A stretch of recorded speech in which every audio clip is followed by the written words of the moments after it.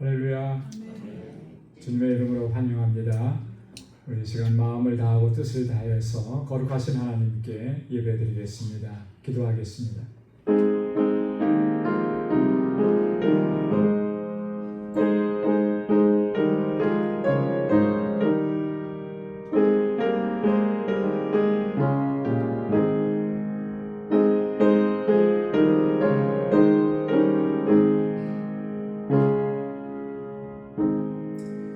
너희 만민들아 손바닥을 치고 즐거운 소리로 하나님께 외칠지어다.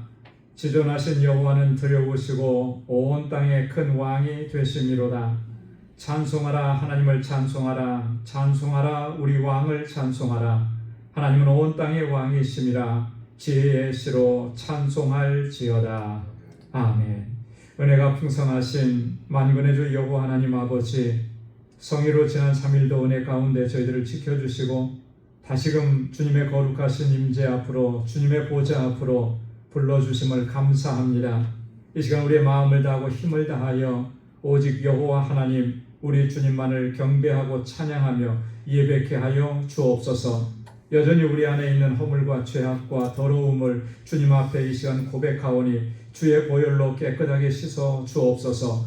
다시 정결하고 거룩하게 하셔서 오늘 이 시간 드리는 이 예배가 하나님께서 기뻐 받으시는 거룩한 산 제사가 되도록 우리 주 성령께서 역사하시고 인도하여 주옵소서.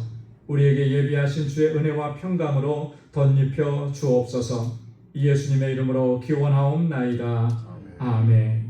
전능하사 천지를 만드신 하나님 아버지를 내가 믿사오며 그 외아들 우리 주 예수 그리스도를 믿사오니 이는 성령으로 잉태하사 동정녀 마리아에게 나시고 본디오 빌라도에게 고난을 받으사 십자가에 못 박혀 죽으시고 장사한 지 사흘 만에 죽은 자 가운데서 다시 살아나시며 하늘에 오르사 전능하신 하나님의 우편에 앉아 계시다가 저리로서 산 자와 죽은 자를 심판하러 오시리라. 성령을 믿사오며 거룩한 공예와 성도가 서로 교통하는 것과 죄를 사하여 주시는 것과 몸이 다시 사는 것과 영원히 사는 것을 믿사옵나이다. 아멘.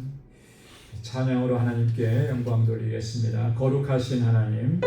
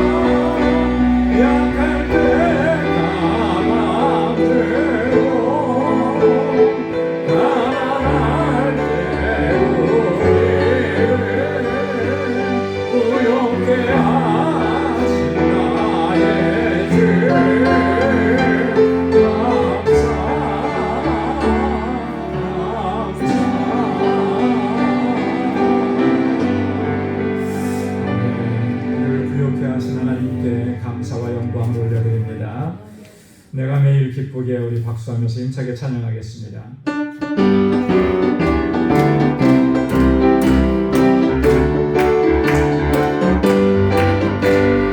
내가 매일 기쁘게 술의 얘기 행함은 주의 팔이 나를 안보하리요. 내가 주의 큰 복을 받는 참된 비결은 주의 영이 함께함이라. 성령이 계시네. 할렐루야 함께하시네. 좋은 길을 걸으며 만나 기뻐하는 것 주의 영이 함께함이라. 손에 죄에 빠져서 평안함이 없을 때 예수 십자가의 공로 힘입어 그 말 아래 엎드려 참된 평화 얻으는 주의 영이 함께하리라. 성령이 계시네. 할렐루야 함께하시네. 좋은 길을 걸으며 만나 기뻐하는 것 주의 영이 함께하리라. 나와 동행하시고 모든 염려하시니 나는 숲의 새와 같이 기쁘다. 내가 기쁜 마음으로 주의 뜻을 행하면 주의 영이 함께하리라. 성령이 계시네. 할렐루야 함께하시네. 좋은 길을 걸으며 만나 기뻐하는 것 주의 영이 함께하리라. 세상 모든 욕망과 나의 모든 종욕은 십자가의 일이 몫을 막았네. 모든 마음이 지나고 무거운 짊어지니 주의 영이 함께하리라. 성령이 계시네. 할렐루야 함께하시네. 좋은 길을 걸으며 만나 기뻐하는 것 주의 영이 함께하리. 4절요. 세상 모든 정망과 나의 모든 정욕은 십자가의 힘이 몫을 막았네. 모든 마음이 지나고 무거운 짊어지니 주의 영이 함께하리라. 성령이 계시네. 할렐루야 함께하시네. 좋은 길을 걸으며 만나 기뻐하는 것 주의 영이 함께하리라. 성령이 계시네. 할렐루야 함께하시네.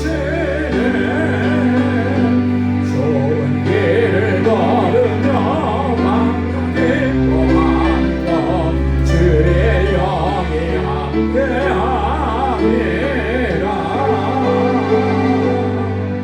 아멘.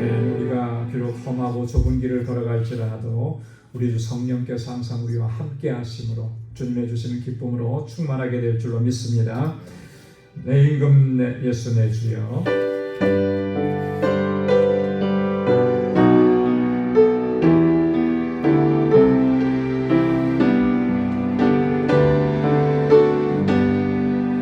내 임금 예수 내 주여. 이 죄인이 주님 앞에 한없는 은혜 받고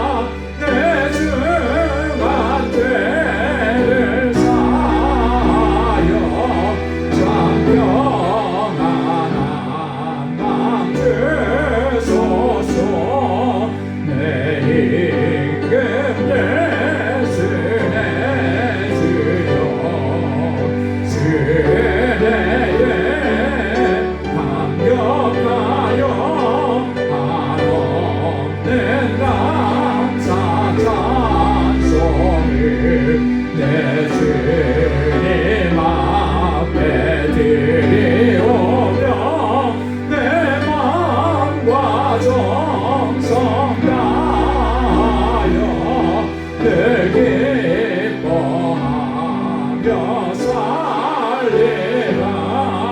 내 임금 예수의 주여 이 마음과 이 천한 몸 그로 뱉기로 값지고 즉진히 사신 우리 오니 나 이제 살아주겠나.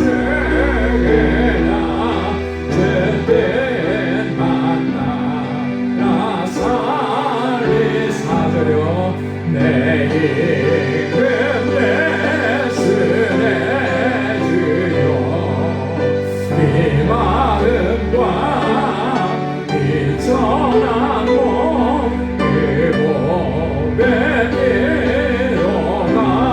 값주고 즉진히 사신 것이 오니 나 이제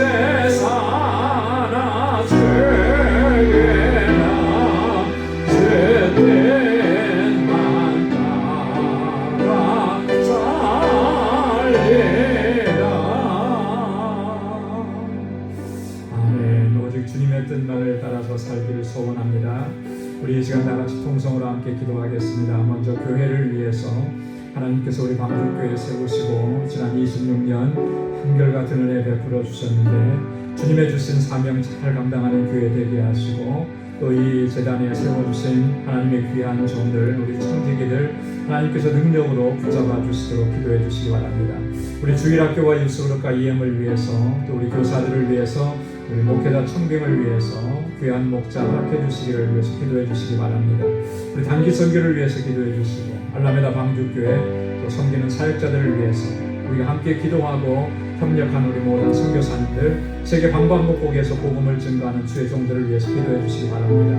우리 교우들을 위해서 특별히 환우들과 연로하신 어르신들을 위해서 기도합니다. 또 여러 가지로 힘들고 어려운 상황 가운데 있는 우리 지체들을 위해서 함께 기도해 주시고 우리 가정이 아직도 정말 주님을 영접하지 아니한 식구가 있어서 그 영혼들을 하나님께서 구원의 은총을 베풀어 주시기 위해서 함께 기도하고 이 시간 기도의 제목 가지고 나온 것 주님 앞에 다 통성으로 함께 아뢰겠습니다. 다 같이 기도하겠습니다. 거룩하신 아버지 하나님 감사합니다. 아버지께서 저희들을 얼마나 사랑하시는지 그 사랑과 그 은혜 안에 거하게 하심을 감사합니다.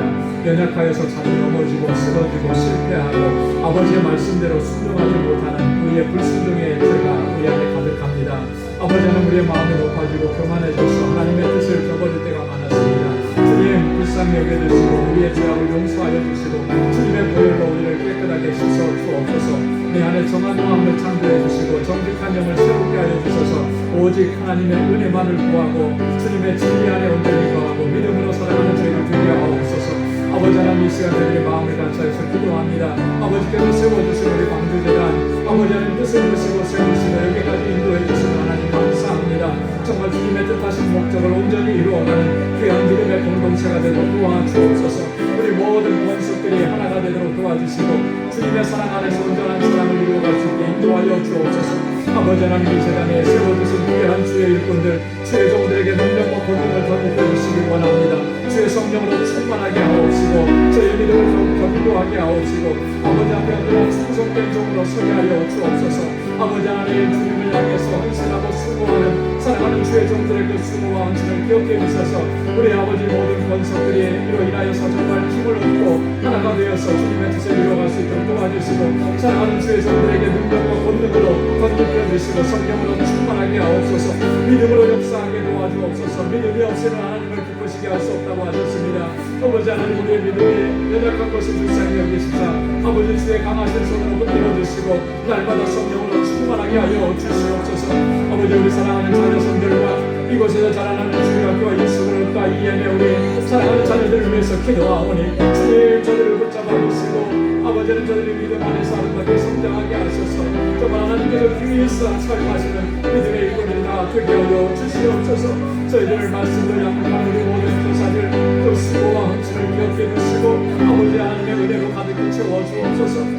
하나님 저들을 말씀을 양육할 귀한 종을 하나님 속히 허락하여 주시길 간절히 원합니다. 그래서 하나님 우리 유스들과 예비 날로 부흥하고 성장하여 하나님의 뜻을 이루어갈 수 있도록 인도하여 주옵소서. 아버지 하나님 지금 주의 한기성 교회의 은혜를 베풀어 주셔서 아버지 하나님 이번에도 하나님께서 행하시는 그 놀라운 승리들을 경험하고 체험하게 하시고 아버지 하나님 알라미다 지역에 주님의 사랑을 전하게 부족함이 없게 하시고 우리 마음교회가 온전히 하나가 되게 하옵소서. 특별히 열대들 중에 성경하는들 한 사람 한 사람 새 성령께서 붙잡아주시고 충만하게 하옵시고 아버지 하나님 주께서 저들을 강건케 하여 주시옵소서. 아버지 하나님 우리 하나님 마음교회 아버지께서 귀한 목사 세워주시고 아버지 하나님께 유명하게 하신 사랑하는 주의 종 되신 그 사람들과 아버지 귀한 사역자들 강건하게 붙잡아 주시옵소서. 지금도 세계 곳곳에서 복음을 증거하는 하나님의 종들에게 주님의 능력과 감동으로 함께 하소서. 저에게 아버지 하나님 말씀의 권세와 능력을 하소서. 하나님 주의 복음을 전파할 때마다 생명의 역사와 성황의 일하도록 인도하여 주옵소서.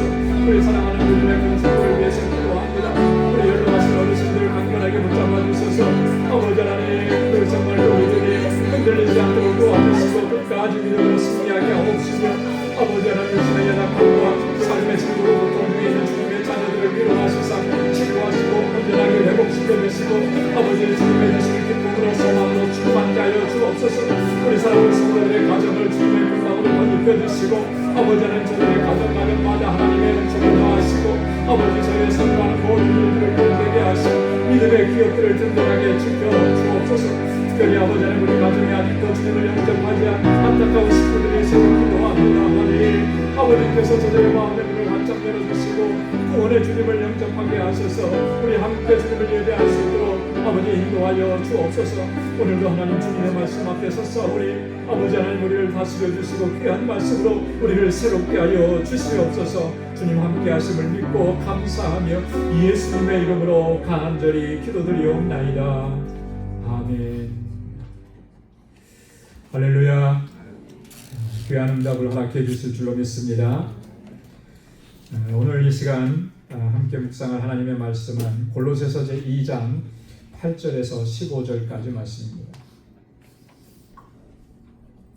골로새서 제2장 8절에서 15절까지 한 절씩 교독하겠습니다.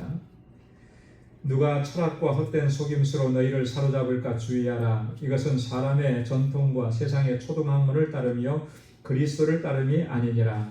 그 안에 계신 성의 모든 충만히 육체로 거하시고 너희도 그 안에서 충만하여졌으니 그는 모든 통치자와 권세의 머리시라.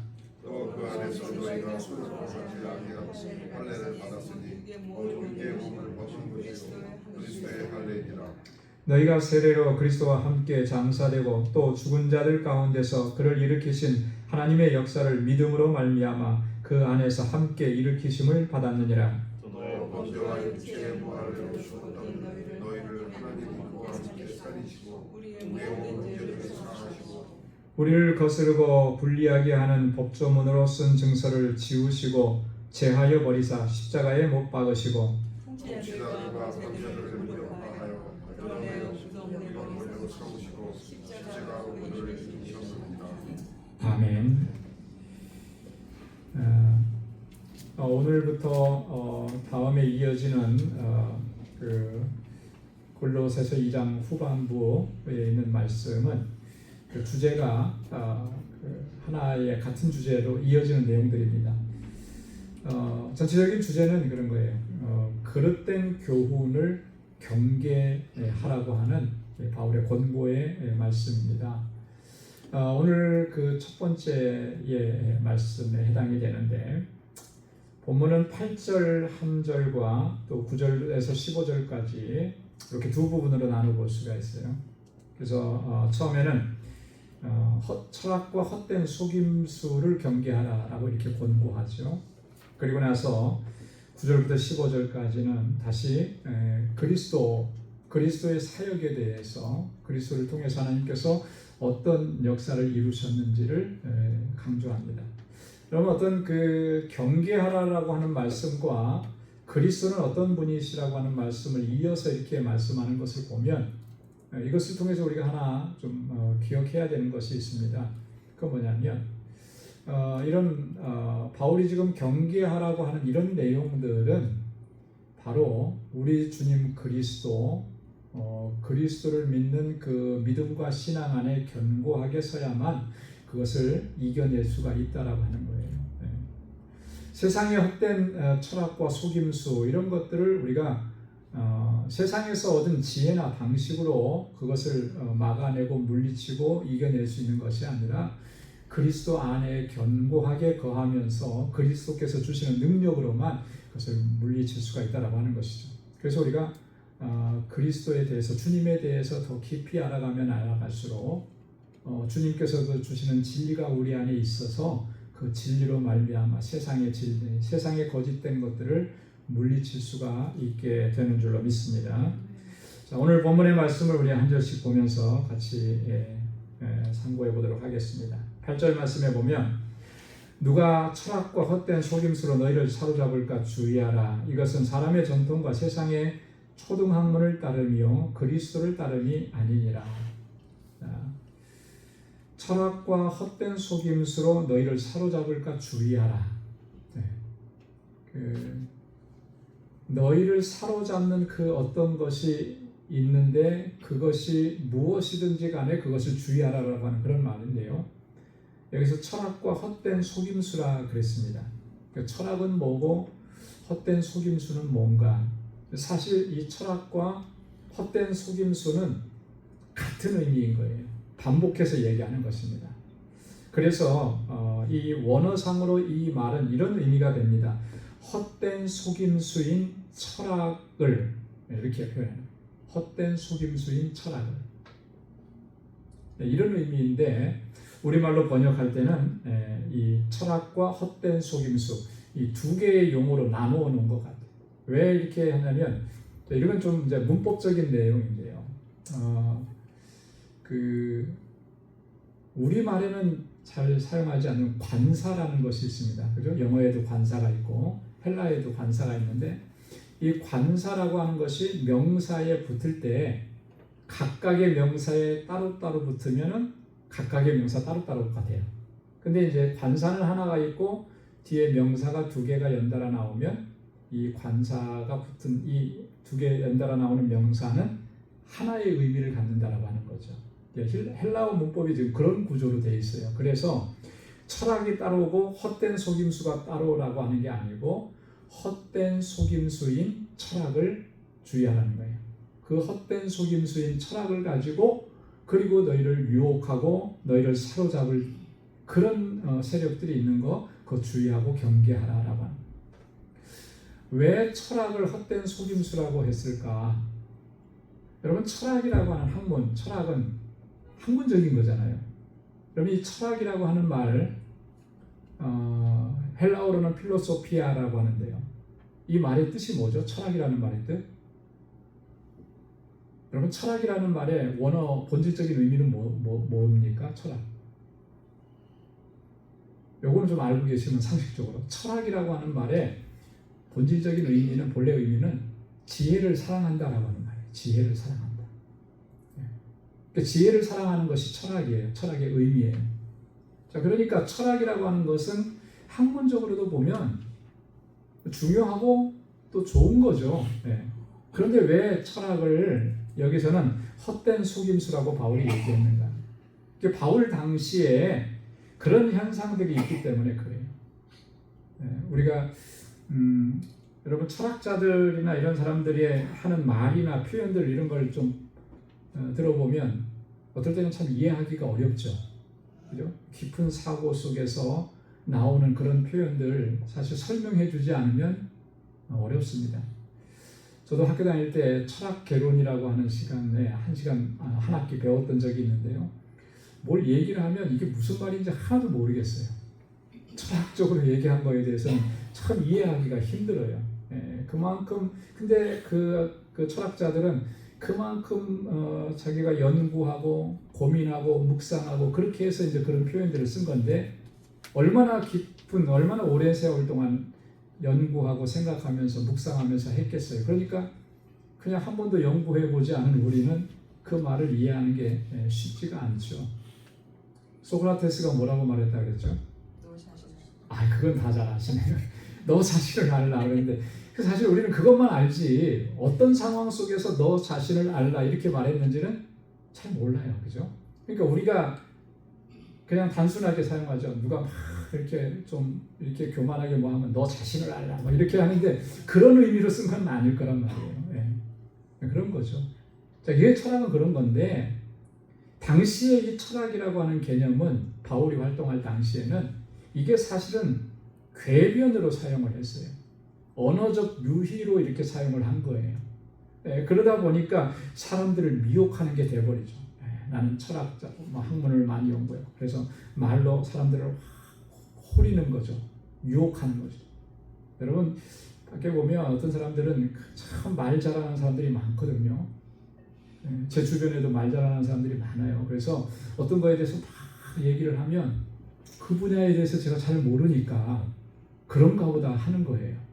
근데 나중에 어떤 하나가 탁 걸려서 딱 이렇게 찾아보면 아닌 거예요. 내용이 다른 거야. 근데 이분이 워낙 말을 잘하니까 사람들은 다 그게 진짜인 줄 알고 듣는 거죠. 이게 미혹이라는 거예요. 미혹. 바울이 지금 그런 의미로 사용을 하는 겁니다. 이런 사람들이 교회 안에도 들어와 있다라고 하는 거죠. 그래서 너희를 사로잡을까 주의하라. 자, 이런 것들은 사람의 전통과 세상의 초등학문을 따름이지 그리스도를 따르는 것이 아니다라고 하는 거예요. 이거 주의. 정말 그래서 우리가 누가 무슨 사상에 대해서 얘기하고 어떤 이념에 대해서 얘기하고 어떤 그 철학적인 이야기에 대해서 얘기할 때 이게 정말 그리스도를 따르는 것인지 아닌지 이걸 분별할 수 있어야 된다고 하는 것이죠. 오늘날에도 교회 안에 이런 현상들이 많이 들어와 있잖아요. 신앙 공동체 안에도 세속적인 사상들이 많이 들어와 있어서 이거 경계하지 않으면 안 돼요. 여러분 교회에는 진리이신 예수 그리스도 하나님의 말씀을 쫓아가야 되는데 사람들이 이렇게 이야기하는 그런 어떤 세상적인 사상들 이런 것들을 쫓아가는 게 참 종종 있어요. 이거 굉장히 위험한 겁니다. 인본주의적인 사상, 또 정치적인 사상, 사회주의적인 사상 이런 것들을 자꾸 쫓아가서 그런 걸로 모이는 것, 그건 사실 교회가 아니죠. 교회는 오직 하나님의 말씀을 중심으로 그리스도를 중심으로 모여서 하나님을 예배하고 하나님의 뜻을 이뤄가는 공동체인 줄로 믿습니다.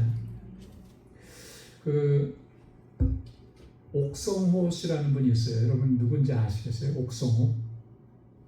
이 옥성호 씨는 지금은 돌아가셨습니다만 한국의 사랑의 교회에 담임이셨던 옥하는 목사님의 아들이에요. 이 옥하는 목사님의 아들이 제가 잠깐 그 개인적인 그런 고백한 내용들을 조금 봤는데 정말 어린 시절은 목사의 아들로 반듯하게 자랐더라. 어느 정도로 반듯했냐면 수학여행 가갖고 친구들은 수학여행 가면 좀 풀어지잖아요. 그죠? 그래서 거기서 먹고 마시고 놀고 막 이러는데 그때 자기는 뭐 했냐면 로마서를 읽었대요. 방에 혼자 남아서. 거기에 물들이지 않는 거.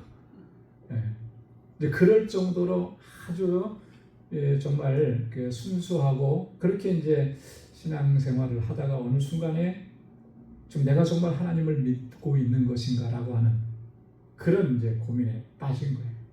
그러면서 방황하는 시기를 거치다가 나중에 그가 이렇게 새로운 눈으로 바라보는 교회의 모습이 너무나 정말 세속적인 것 이런 것들을 많이 보게 된 거죠. 그래서 그가 책을 몇 권 썼습니다. 지금도 계속 그런 책을 써 내려가는데 예전에 썼던 책이 그런 게 있었어요. 심리학에 물든 기독교, 경영학에 물든 기독교 이렇네. 그리고 최근에는 뭘 써냐면 갑각류 그리스도인. 여러분 갑각류라는 말이 무슨 말인지 아시죠? 가재나 개같이 등껍질이 딱딱한 것들을 갑각류라고 그러거든요. 마치 오늘날 교회와 성도들의 신앙이 그런 것 같더라는 거죠. 이 딱딱한 것에 갇혀져서 깨어지지 않는 그런 모습들, 그걸 깨트려야만 되는데 깨지지가 않는 거예요. 그런 것들이 뭐냐? 형식주의, 세속주의, 이런 것들을 이야기하는 거죠. 여러분 이런 사상들이 교회와 개인의 어떤 신앙생활 속에 너무나 많이 파고 들어왔어요. 저나 여러분도 마찬가지죠. 우리가 정말 순수하게 하나님 말씀만을 사모하고 사랑하는 것이 아니라 어떻게 보면 세상적인 원리로 하나님의 말씀을 해석하는 거예요. 여러분 그렇게 돼서는 안 되잖아요. 세상적인 사상이나 이치로 하나님의 말씀을 해석하는 게 아니라 거꾸로 돼야죠. 반대로 하나님의 말씀으로 세상을 바라봐야죠. 하나님의 말씀으로 세상을 해석해야 되는데 자꾸 거꾸로 하는 거예요. 거꾸로. 그러니까 교회가 영적으로 자꾸 약해지는 것이고 그렇게 교회는 능력을 잃어버리게 되는 거죠. 이거 주의하라는 거예요. 왜 그러냐면 그거는 사람의 전통과 세상의 초등학문이라고 표현한 것은 왜 초등학문이라고 그랬겠습니까? 뭐 초등학생들이나 배우는 학문이니까 뭐 그런 거겠어요? 그런 거 아니죠. 참된 진리가 아니기 때문에, 영원한 진리가 아니기 때문에 초등학문이라 그렇게 표현한 거예요. 영원한 진리는 오직 하나님의 말씀만, 예수 그리스도만이 영원한 진리인 줄로 믿습니다. 그래서 이거는 그리스도를 따르는 것이 아니니까 경계해야 된다. 자, 우리가 전반적인 것을 봤을 때 포괄적으로 정말 나의 신앙생활이, 나의 믿음의 모습이 그리스도의 가르침을 따르고 있느냐라고 하는 것을 항상 살펴야 되는 것이죠. 내가 정말 이렇게 주님을 섬기고 이렇게 주님의 일을 하는 것이 주님의 가르침을 따르는 것인가, 말씀을 따르는 것인가, 아니면 세상의 이치와 세상의 원리를 따라가는 것인가, 이거를 구별할 수 있어야 되고 살펴야 되는 것입니다. 그래서 우리가 정말 주님의 말씀대로 순종하면서 하나님의 뜻을 또 순종해 나가는 그런 믿음의 길을 걸어가야 할 줄로 믿습니다.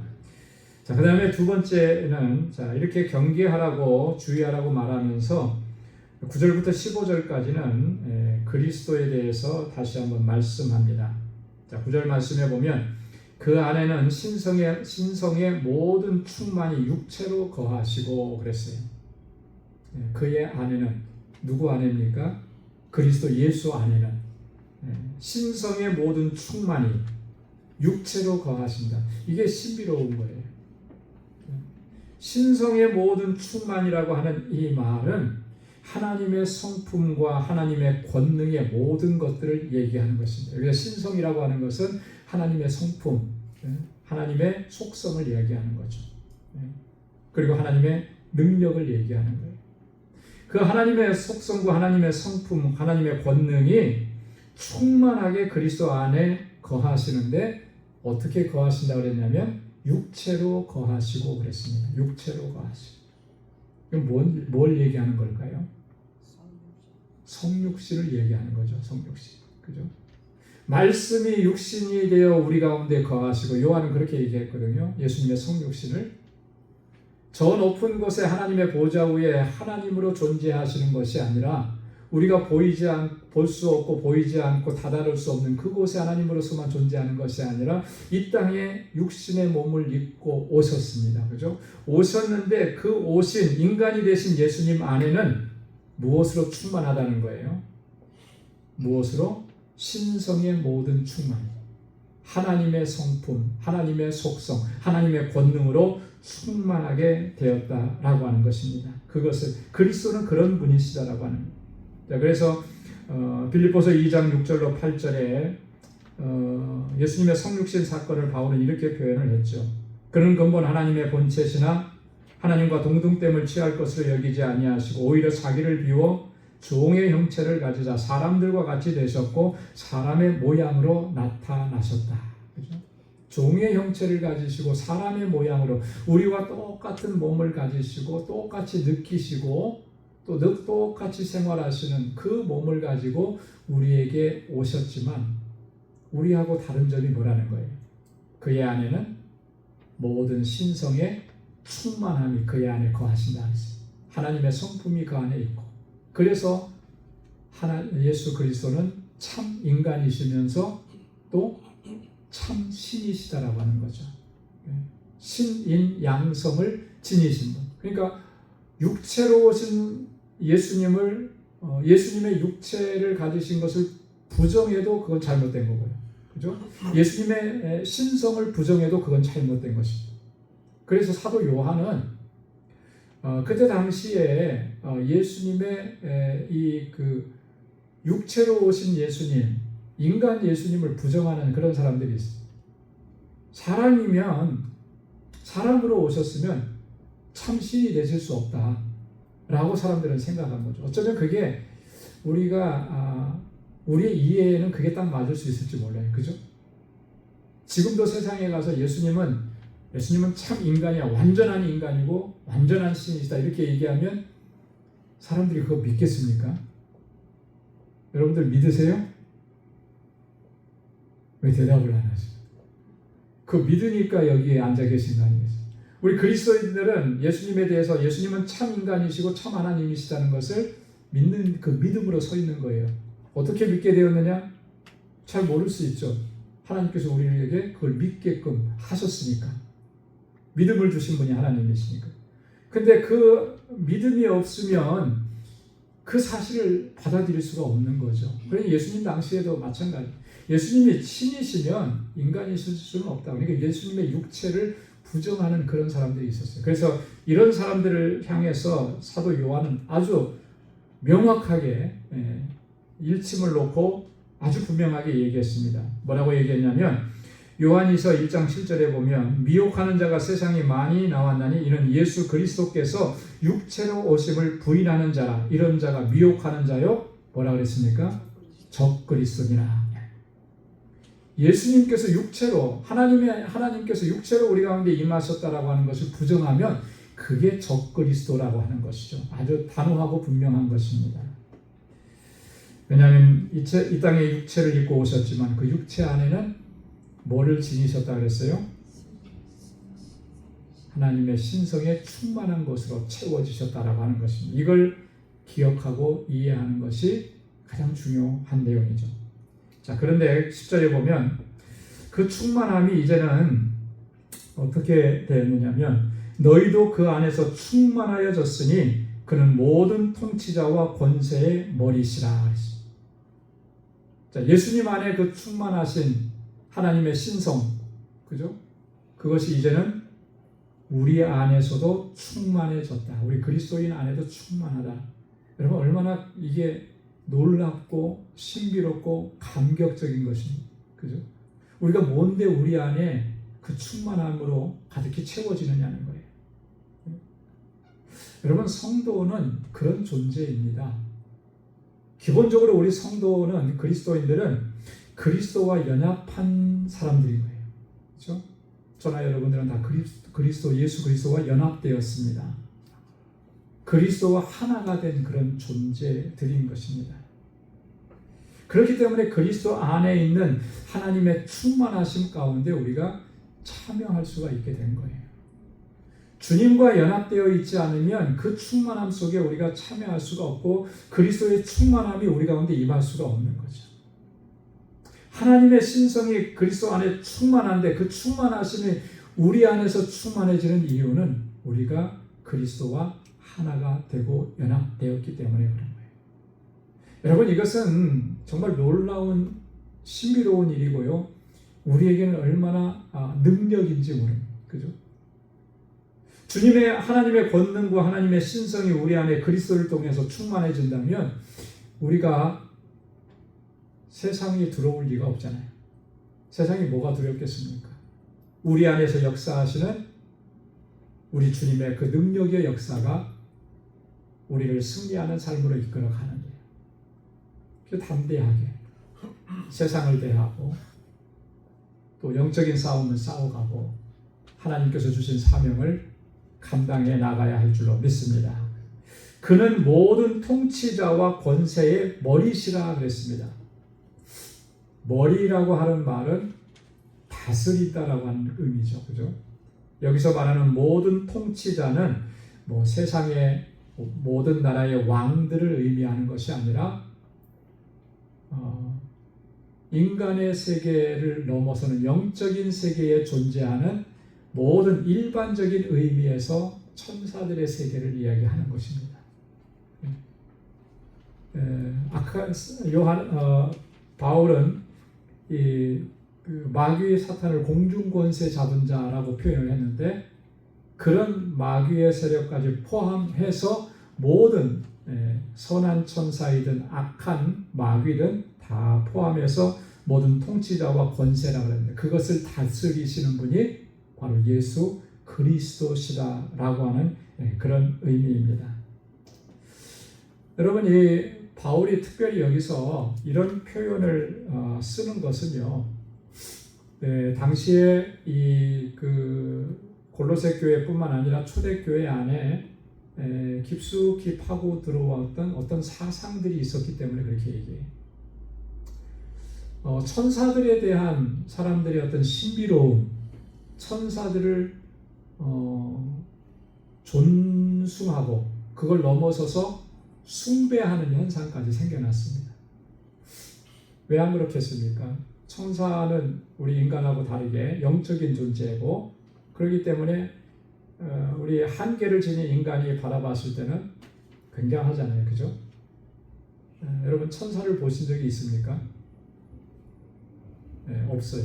저도 천사를 본 적이 없습니다. 그러나 성경에 등장하는 천사는 모든 사람들보다 어떤 그 역할이나 능력이나 모든 면에서 뛰어나죠. 그죠? 그래서 천사를 본 사람들은 다들 하나님의 메신저로 받아들이고, 그리고 그 앞에서 두려움을 가졌잖아요. 그죠?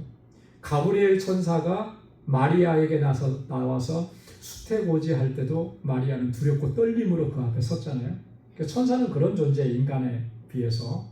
자, 그러다 보니까 천사 숭배 사상들이 있었던 거죠. 그러면서 이 사상이 어떤 결과를 가져왔냐면 예수 그리스도를 천사와 비교하는 거예요. 천사와 비교. 그래서 어떤 사람들은 이 천사 숭배 사상을 가진 사람은 예수 그리스도를 천사 중에 한 천사라고 그렇게 생각하는 사람도 있었고, 또 어떤 사람들은 천사보다 열등한 존재로 그렇게 생각하는 사람들도 있어요. 믿는 사람들 가운데. 왜 그렇게 생각하냐면 예수님은 십자가에 달려 돌아가셨거든요. 그런 것들 때문에 그런 사상들을 가지고 있습니다. 그러니까 바울은 이게 얼마나 잘못된 것인지를 배격하기 위해서 바로 이런 표현들을 쓴 것입니다. 모든 통치자와 권세의 머리가 되시는 예수 그리스도. 여러분, 이 사실에 대해서 히브리서 기자는요 아주 명확하게 우리에게 설명을 해줬습니다. 한번 보겠습니다. 히브리서 1장 4절과 5절에 보면 한번 같이 읽어볼까요? 다 같이요. 그가 천사보다 훨씬 뛰어남은 그들보다 더욱 아름다운 이름을 기업으로 얻으시느니 하나님께서 어느 때에 천사 중에 누구에게 너는 내 아들이라 오늘 내가 너를 낳았다 하셨으며 또 다시 나는 그에게 아버지가 되고 그는 내게 아들이 되리라 하셨느냐. 바울이 이 히브리서 기자가 히브리서를 시작하면서 바로 그리스도를 천사와 비교해서 천사보다도 월등하고 우월하심을 강조하는 게 다 이런 배경이 있었기 때문에 그렇게 이야기하는 것입니다. 천사보다 훨씬 뛰어나면 비교할 수도 없으면 더욱 아름다운 이름을 기업으로 얻으셨다. 하나님께서 어느 때에 천사 중에 어떤 한 존재에게 너는 내 아들이라 오늘 내가 너를 낳았다. 이렇게 한 천사가 있느냐. 오직 예수님에게만 그렇게 하셨다라고 하는 것이죠. 그래서 바울이 이렇게 말씀하고 있는 이 내용들을 우리가 기억하고 우리 그리스도는 이 세상에 어떤 세력과 권세든지 그 모든 권세와 세력을 다스리시고 통치하시는 분이시다라고 하는 것, 이것을 우리가 기억해야 합니다. 자, 11절에 보면 또 그 안에서 너희가 손으로 하지 아니한 할례를 받았으니 곧 육의 몸을 벗는 것이요 그리스도의 할례니라. 그리스도 안에서 너희가 손으로 하지 아니한 할례를 받았다. 여러분, 할례라는 것이 뭡니까? 할례. 할례라고 하는 것은 유대인들이 하나님의 백성이라고 하는 표식을 몸에 새기는 것이 할례입니다. 그죠? 그래서 유대인들은 남자들은 태어난 지 8일 만에 할례를 받게끔. 그래서 최초의 할례를 받은 사람이 아브라함이죠. 그래서 아브라함 이후로 모든 유대인들은 할례를 받게끔 되어 있어요. 그래서 이 할례에 대한 자부심이 엄청 뛰어난 거죠. 대단했던 것이죠. 그래서 이방 사람들을 가리켜서는 뭐라고 했습니까? 할례 받지 못한 사람들. 이건 저주하는 거거든요. 저주하는 거예요. 네, 그 정도였어요. 근데 자, 우리 그리스도인들은 그리스도 안에서 손으로 하지 아니한 할례를 받았다 그랬습니다. 손으로 하지 아니한 할례. 그러니까 할례는 뭐 손으로 행하겠죠, 그죠? 네, 그러니까 손으로 하지 아니한 할례라고 하는 것은 반대 개념이잖아요, 그죠? 반대 개념. 도대체 뭘 가지고 바울이 이렇게 설명하고 있는가?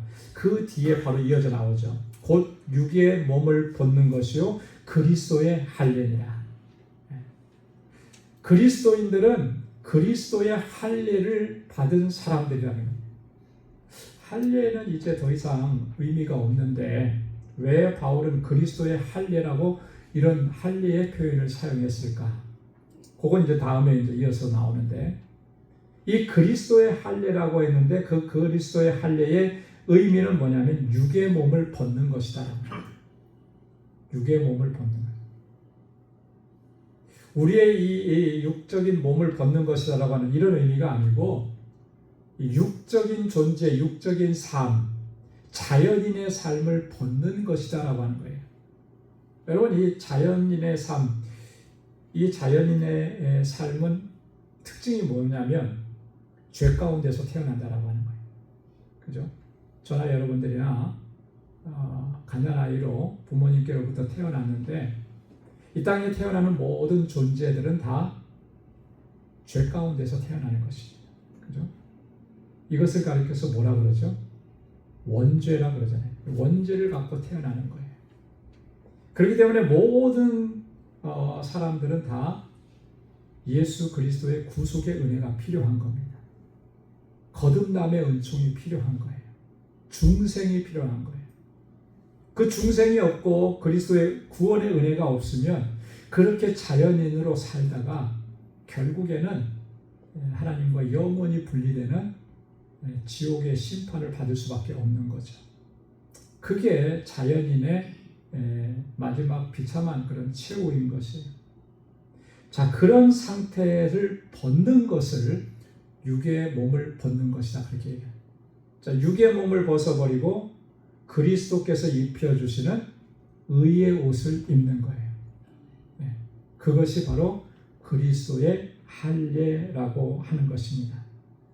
자, 그래서 12절 말씀에 보면 그걸 어떻게 무엇을 가지고 그리스도의 할례라고 얘기했냐면 이렇게 얘기합니다. 너희가 세례로 그리스도와 함께 장사되고 또 죽은 자들 가운데서 그를 일으키신 하나님의 역사를 믿음으로 말미암아 그 안에서 함께 일으키심을 받았느니라. 자, 이 할례는 곧 뭐를 얘기하는 거라 그랬죠? 세례를 얘기하는 거예요. 세례. 그래서 구약 시대의 할례는 우리 신약 시대의 세례에 대한 모형입니다. 예표입니다. 네. 그렇죠? 구약 시대에는 할례를 통해서 하나님의 백성이라고 하는 것을 몸에 새겼다면 예수 그리스도께서 오신 이후에 이 신약 시대에는 세례를 통해서 우리가 하나님의 자녀 되었다는 표식을 갖게 되는 거예요. 그래서 여러분 세례를 받는 것이 굉장히 중요한 의미를 갖습니다. 물론 세례를 받은 것이 그 세례받는 행위가 구원을 보장해 주는 것은 아니에요. 이거는 우리가 착각하면 안 됩니다. 그렇죠? 여러분 세례를 받았기 때문에 구원받았습니까? 그건 아니거든요. 여러분 구원은 어떻게 받는 거죠? 오직 예수 그리스도를 믿는 믿음으로만 받는 거예요. 그 외의 것들은 어떤 것도 구원의 조건이 안 됩니다. 그런데 왜 세례를 받습니까? 세례받는 것은 이제 그가 예수 그리스도를 구주로 영접하고 하나님의 자녀가 되었음을 표시해 주는 게 세례인 거예요. 그래서 세례받을 때 중요한 것은 내가 그 믿음을 고백하는 거죠. 공적으로 고백하는 거죠. 그죠? 나 혼자만 믿습니다. 그렇게 한 게 아니고 회중들 앞에서 나는 예수 그리스도를 나의 구주로 고백합니다. 그러면 그에게 세례를 베풀고 그가 하나님의 자녀라고 하는 표식을 주는 게 세례인 거예요. 세례가 구원의 조건이 되는 건 아니죠. 그래서 이 세례는 구약 시대의 할례와 같은 기능, 같은 역할을 하게 된다라고 하는 것입니다. 자, 그런데 이 세례는 두 가지 의미가 있습니다. 본문에 보면 세례는 첫 번째 의미는 뭐냐면 너희가 세례로 그리스도와 함께 장사되고 그랬잖아요. 세례의 첫 번째 의미는 그리스도와 함께 죽는 거예요. 죽는 거. 자, 우리는 그냥 이렇게 성수를 이렇게 손에 찍어서 머리에 바릅니다. 그죠? 그런데 침례교회나 회중교회는 세례식을 그렇게 안 하죠. 말 그대로 침례를 해요. 그죠? 물속에 완전히 머리까지 확 잠굽니다. 그리고 다시 이렇게 들어 올리는데 물에 이렇게 잠근다는 의미는 뭐냐면 죽는다는 것을 의미하는 거예요. 죽는다는 거예요. 물속에 이렇게 잠기면은 물론 이제 오랜 시간 아니고 금방 나오긴 하는데 상징적으로 그렇게 하는 거잖아요. 물에 잠기면은 사람은 죽게 돼 있죠, 그죠? 숨을 못 쉬니까 이렇게 죽게 되는 건데 그걸 의미하는 거예요. 나는 이제 그리스도와 함께 이 육적인 삶의 이 모든 것들은 다 죽었습니다. 그게 세례의 첫 번째 의미입니다. 그래서 갈라디아서 2장 20절에 내가 그리스도와 함께 십자가에 못 박혔나니 그런즉 이제는 내가 사는 것이 아니라 오직 내 안에 그리스도께서 사신 것이라. 이제 내가 살아가는 게 아니죠. 내 안에서 누가 사셔요? 그리스도께서 살아 역사하시는 거예요. 나는 이제 그리스도와 함께 죽었기 때문에. 자, 그 다음에 이 세례의 두 번째 의미는 그 안에서 함께 일으키심을 받는 것이다. 다시 사는 거예요. 자, 그리스도와 함께 죽었다면 그걸로 끝나는 것이 아니라 세례에서는 어떻게 합니까? 다시 물 바깥으로 끌어내죠. 끌어내는 것이 그리스도와 함께 일으키심을 받는 거예요. 그리스도와 함께 다시 산다라고 하는 의미라고 하는 것입니다. 그래서 우리가 세례를 통해서 내가 그리스도와 함께 죽고 그리스도와 함께 산다라고 하는 것을 우리가 믿음으로 고백하고 그리고 그게 이제 삶의 현장에 나아가는 거예요. 그래서 우리가 살 때 어떤 모습으로 살아가든지 어떤 일을 하든지 이 세상에서의 삶은 그게 중심인 거죠. 그리스도와 함께 죽고 죽는 자리에도 그 자리에도 주님과 함께 같이 가는 또 그리스도께서 주시는 능력으로 또 주시는 사명을 감당하는 것이고 이게 세례를 받고 또 주님을 따르는 주님의 백성, 주님의 제자의 삶인 줄로 믿습니다. 자, 그 다음에 13절 말씀 또 범죄와 육체의 무할례로 죽었던 너희를 하나님께서 그와 함께 살리시고 우리의 모든 죄를 사하셨다. 우리의 범죄함과 또 우리의 육체의 무할례. 여러분 육체의 무할례라고 하는 의미는 이런 겁니다. 그 구약 시대 당시에 육체에 할례받지 못한 그런 백성들은 다 저주받은 백성이라 그렇게 인식을 하고 유대인들은 그렇게 했다고 그랬잖아요. 그렇기 때문에 이 육체에 할례받지 못한다라고 하는 것이 그때는 그렇게 중요한 의미를 가졌습니다. 그런데 오늘 여기에서 말하는 육체의 무할례로 죽었던 너희라고 했는데 그 육체의 무할례라고 하는 것은 그런 의미를 얘기하는 게 아니고 앞에서도 잠깐 말씀을 드렸듯이 이 육적인 상태를 씻어버리지 못한 그런 상태, 그런 상황을 이야기하는 것입니다. 육적인 상태에 여전히 죄악된 상태에 머물러 있는 그런 상황인 것이죠. 그래서 범죄와 육체의 무할례로 우리가 죽어 있었었는데 하나님께서 우리를 살려주셨다. 누구와 함께 살려주셨다 그랬습니까? 그와 함께 그리스도와 함께 살려주셨고 우리의 모든 죄를 사해 주셨다. 그리고 14절 말씀 보겠습니다. 이렇게 하시기 위해서 우리 주님 예수 그리스도께서는 어떤 일들을 이루셨냐면 우리를 거스르고 불리하게 하는 법조문으로 쓴 증서를 지우시고 제하여 버리사 십자가에 못 박으시고 그랬습니다.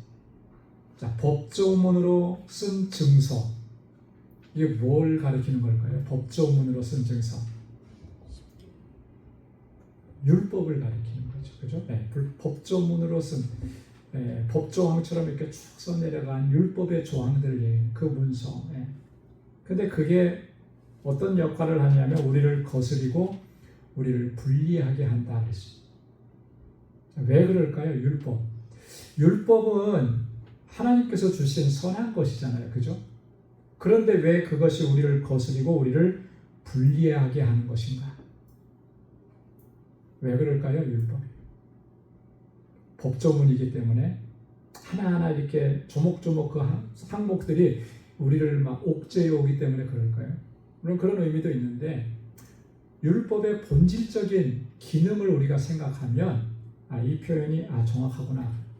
왜냐하면 율법은 어떤 역할을 한다고 그랬죠? 율법은 우리의 죄를 깨닫게 하는 거예요. 그죠? 법이라고 하는 게 그렇잖아요. 법이 없으면 내가 죄를 지었다 이런 거 알 길이 없죠. 근데 법이 딱 있으니까 내가 뭐 잘못하면 내가 죄를 졌구나 잘못했구나를 아는 거예요. 그러니까 율법의 기능은 첫째로는 우리로 하여금 내가 잘못하고 내가 죄를 지었다는 걸 깨닫게 해주는 거예요. 그리고 율법은 깨닫게 할 뿐만 아니라 또 어떤 기능이 있다고 했습니까? 율법은 정죄의 기능이 있다고 했어요. 율법은 정죄.